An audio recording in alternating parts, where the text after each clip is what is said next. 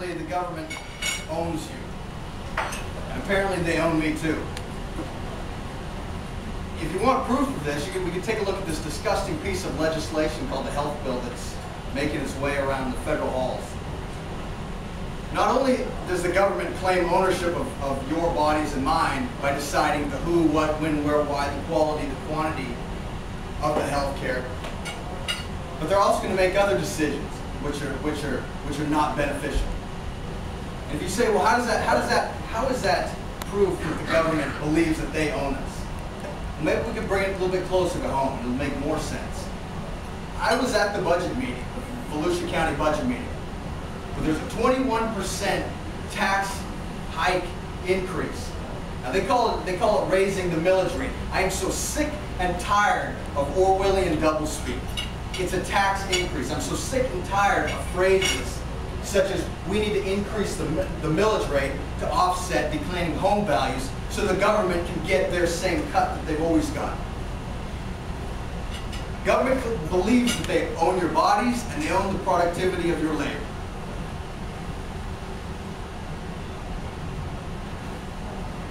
When I was at that meeting, I took a letter that I got from County Waste. And what it was, many of you probably got it as well, it was that fees were going to be increased.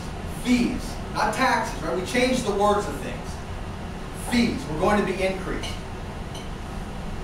That if I did not pay these fees, a tax lien would be placed on my property, which may result in a loss of title.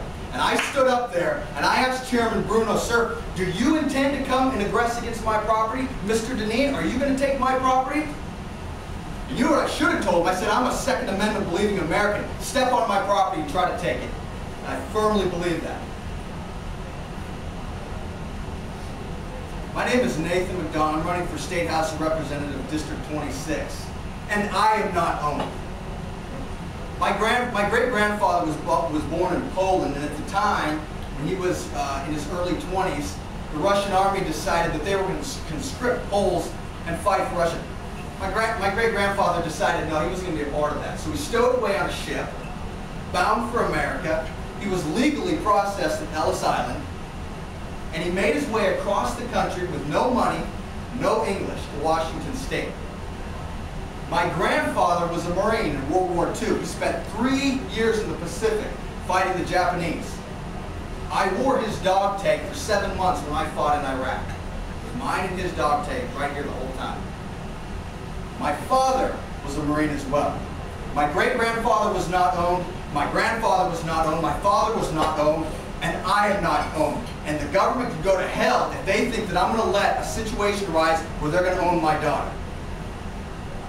I'm very passionate about this. Very passionate about it. Because I feel that my generation is on deck. We in the Republican Party have a great party platform. I mean, we really do. We have a great party platform. But you know what? What's the point of a party platform is every single time we send someone up to any elected position, the line is blurred between our party platform and the other side. You can have the best party platform in the world, but if no one adheres to it, you know, I thought Republicans were for smaller government. We watch people in our own party vote for larger government. I thought we understood that when you cut taxes, you assist small businesses. That's the stimulus program. That Leviathan, that behemoth known as government, every time it rolls over, yawns, belches, in order for it to do anything, it must extract a dollar from the productive sector in order to fund what it does. Government cannot stimulate anything. Republicans used to run on abolishing the Department of Education. I mean, Reagan called it Carter's boondoggle, right? But now, what do? We expand it. We have a great party platform. We are pro-Second Amendment, yet we continue to send politicians who are not pro-Second Amendment. The Second Amendment, incidentally, is a very important amendment. That's why our Founding Fathers put it second, only behind the right to speak. How did the Republicans expand the Department of Education? No Child Left Behind. No Child Left Behind is a horrible piece of legislation. So, I am not, there is blame to go around, and including myself.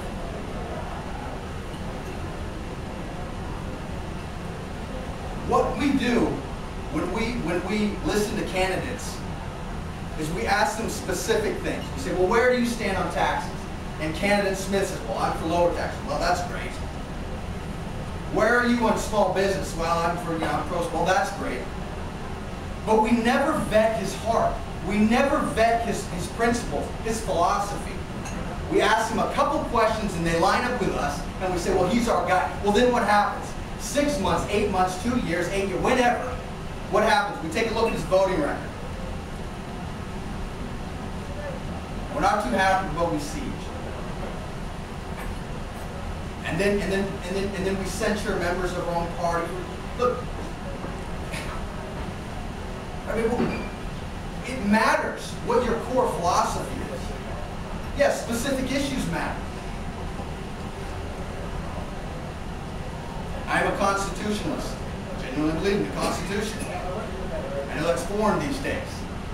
Interesting note, my favorite founding father, Patrick Henry, who said, give me liberty or give me death, vehemently argued against his state, Virginia, ratifying and accepting the Constitution, against accepting the Constitution. Why? Because he felt that it gave the central government too much power.